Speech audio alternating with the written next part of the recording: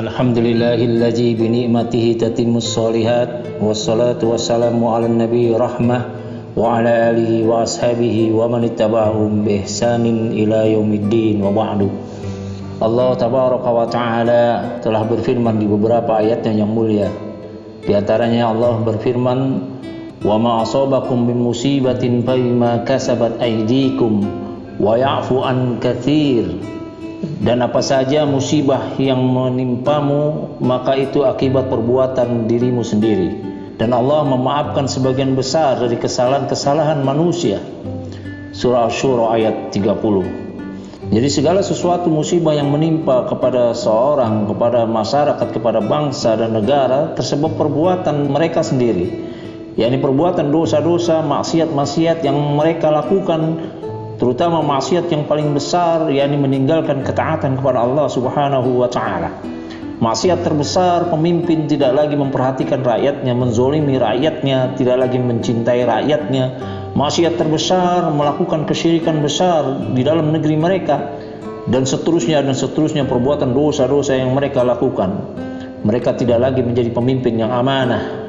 Rakyat tidak lagi menjadi rakyat yang menjaga kewibawaan bangsa dan negaranya, pemimpinnya saling caci mencaci dan seterusnya. Semua ini menjadi bala, menjadi musibah bagi suatu masyarakat, bangsa dan negara.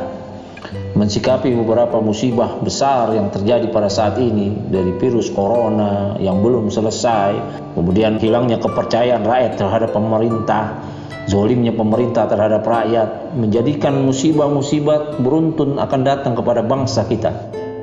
Sekarang lagi musibah besar-besaran, demo di mana-mana, mahasiswa, buruh, rakyat, bahkan anak-anak SMA, STM pun ikut turun demo, merusak fasilitas umum, mencaci maki, benturan antara aparat keamanan dengan rakyat dan seterusnya. Ini peristiwa yang wajib kita tangani dengan cara seksama dan penuh rasa berdosa kepada Allah Subhanahu wa taala. Karena tidak mungkin hal ini terjadi, musibah ini, bencana ini, huru-hara ini tanpa asbab atau tanpa sebab.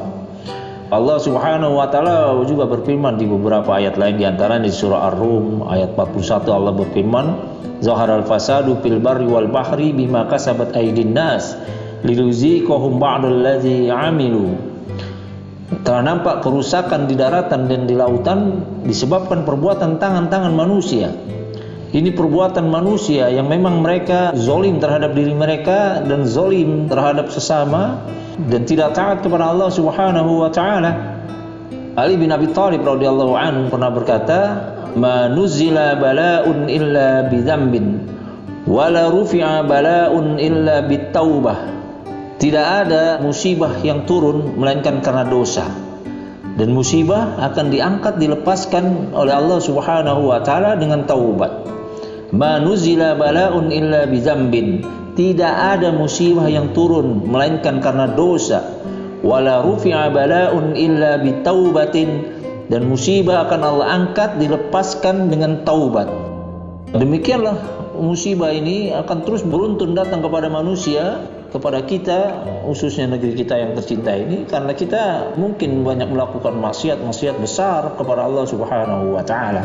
Merajalelanya kesyirikan, bid'ah, khurafat, tahayyul, melakukan perbuatan-perbuatan yang dilarang oleh Allah, melakukan kesalahan-kesalahan yang besar sesama manusia, maka tidak mungkin musibah itu akan Allah angkat sebelum kita kembali kepada agama kita.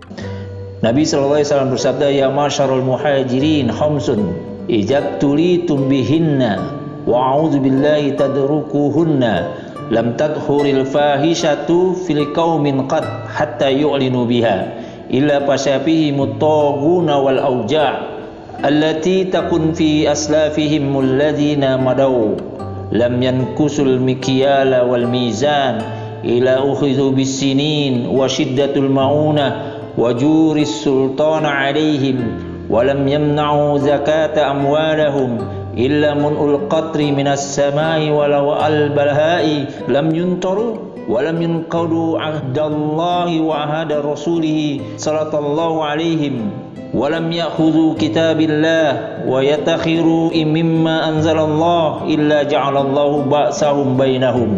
Di sini sahih diriwayatkan oleh Ibnu Majah, Al-Bajjar, Baihaqi dan lain-lain, dan disahihkan oleh Syekh Albani.